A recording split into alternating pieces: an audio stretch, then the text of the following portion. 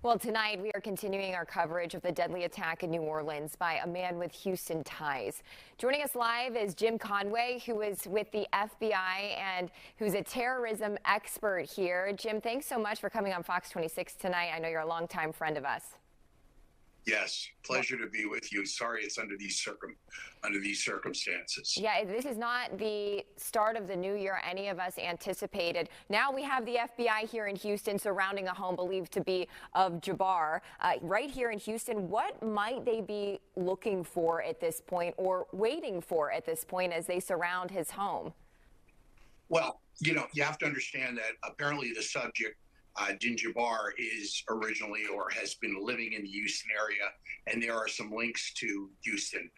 I can tell you from a macro perspective that the FBI is putting a full court press on this, particularly when it comes to public safety in New Orleans with all that's going on there, the New Year, the celebration of the New Year, the Sugar Bowl, which was to be played tonight. And I think it was prudent that the officials there stood down and said, let's wait 24 hours until we can shake out some of the leads here.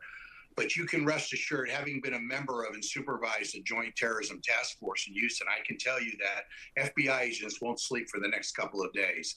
They are going full court press, and they are going to scrub every aspect of this individual's life to determine first and foremost if there is a connection to a larger conspiracy or other co-conspirators that are part of a larger plot with other targets in mind or other targets on their radar screen. So FBI agents and our colleagues in the task force, when I ran the task force, we had DPS officers, we had Harris County, HPD.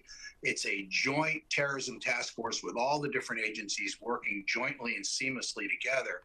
And what those agents and officers are doing tonight is they are drilling down and looking at his cell phone, his cyber footprint, his contacts, every aspect of his life, conducting an in-depth analysis. And basically what you're seeing tonight are the fruits of that. Leads beget leads. These investigations become exponential over a period of time. And what they have determined is where he lives and where he currently resides, vehicles he's associated with, and every aspect of his life is going to be scrubbed and investigated to make sure that they're covering any and all leads that could lead to anything else that would pose a danger to public safety in the United States or overseas. And I think that that's what a lot of people are worried about, especially with today we saw the Cybertruck explosion in Las Vegas. So authorities are not ruling out terrorism as a possible motive. So, No. and we also, the ISIS flag that was found at the scene on Bourbon Street. So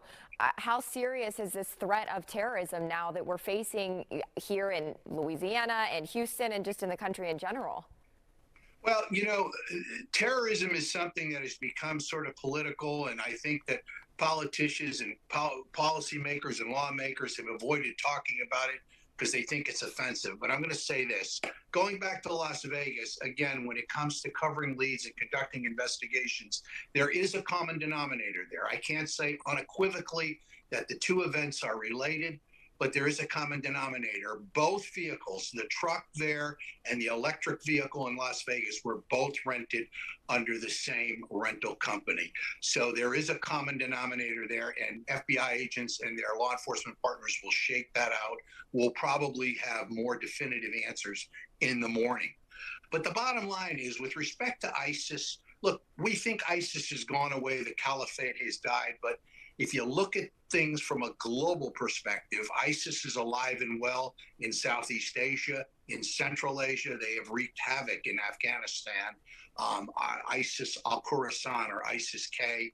Over Christmas, we saw ISIS attacks against Christmas targets and Christmas worship against Christians in West Africa during that period of time. ISIS is alive and well.